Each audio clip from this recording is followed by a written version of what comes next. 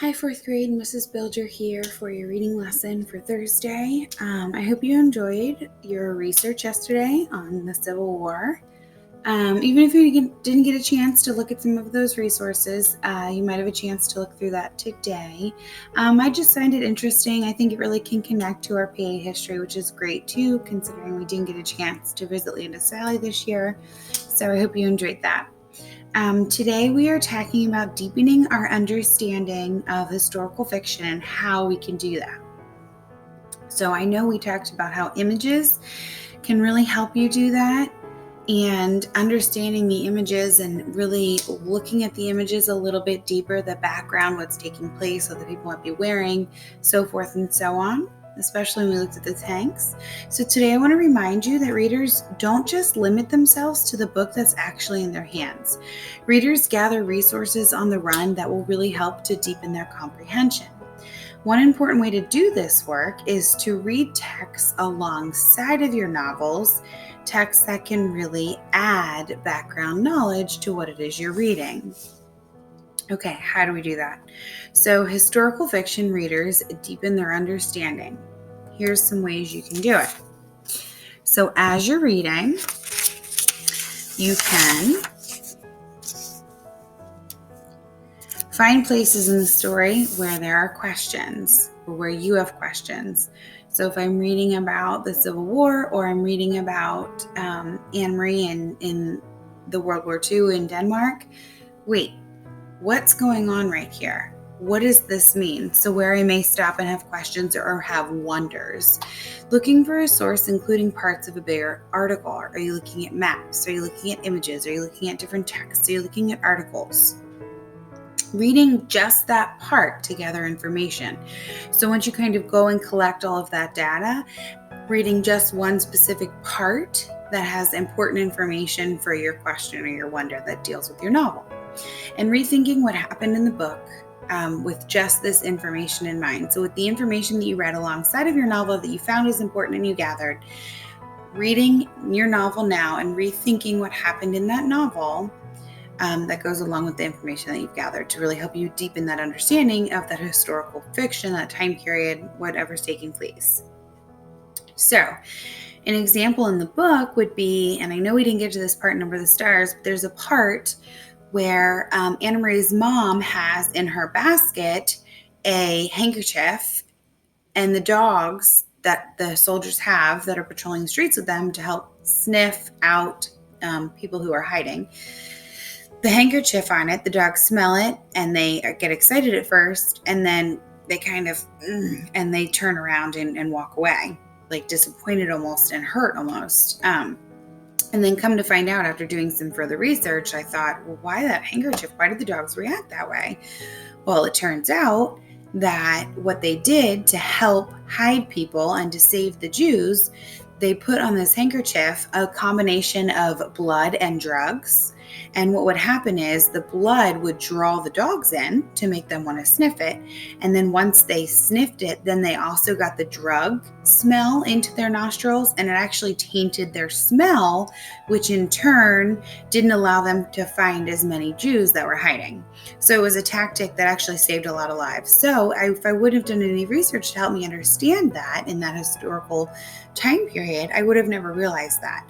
So reading novels or reading information alongside of your novels can really be useful.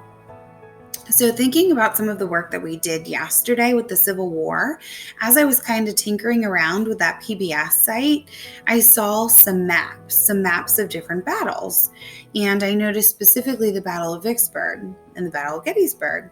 Well, that got me thinking, well, why were these important? What did these do? Why does this information coincide with the image that I saw when I looked at the Civil War? So I did some digging, I did some thinking, and some prompts that can help you when you're doing this work or when you're coming up with some understandings with your wonders. I learned that. Now I know. This makes sense because this connects to my text. So I kind of got to thinking, well, why were those important? Okay.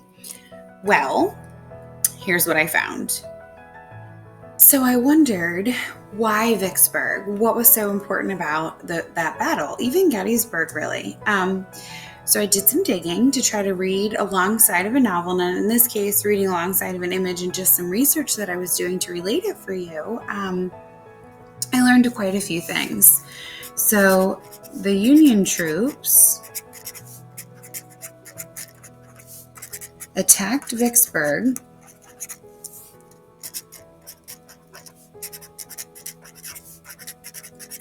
and surrounded the city.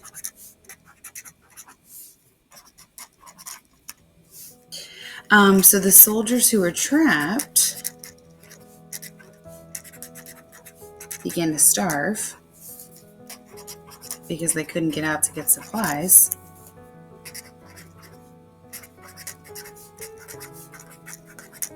That makes sense, right? So because of that, eventually, they had to surrender.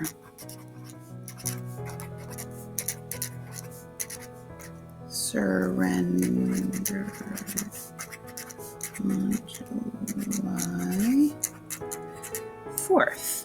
Okay. And this was also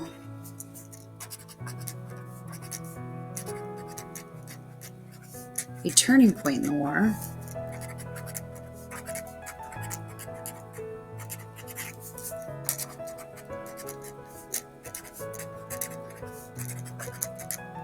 The Union had the upper hand from here on out.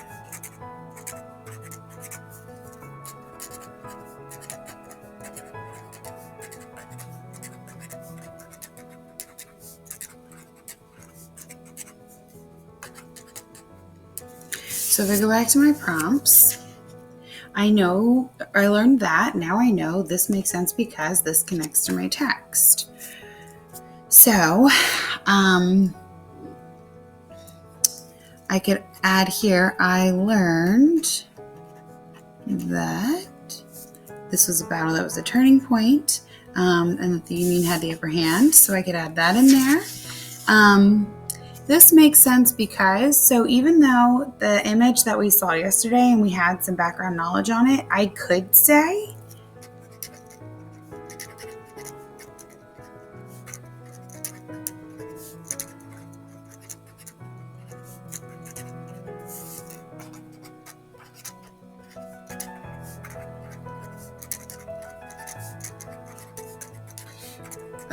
after looking at that, I thought that the soldiers seemed that they were low in supplies when I was looking at that image. So what I could say there, this makes sense because, so I could use that as my sentence starter. This makes sense because the soldiers seemed low in supplies. So maybe this is why they were low in supplies, because they were surrounded, or various other things that could have happened in the war. And also that I learned that. So this is a great way to kind of help you deepen your understanding of the text when you read alongside of. So I came up with this notion from both a map and from, my image, but you could do this when you read historical fiction. So bear those things in mind. Today, since we worked with the Civil War yesterday, you are going to be reading a News ELA article about important battles of the Civil War. And I'm just going to pose a question to you on Google Classroom that I'd like you to answer with your shares based off what you read in your News ELA. So, readers, I just want to remind you to be a successful reader and writer today and every day. Continue to not just limit yourselves to the books that you have in hand, but to gather resources that will help to deepen your comprehension.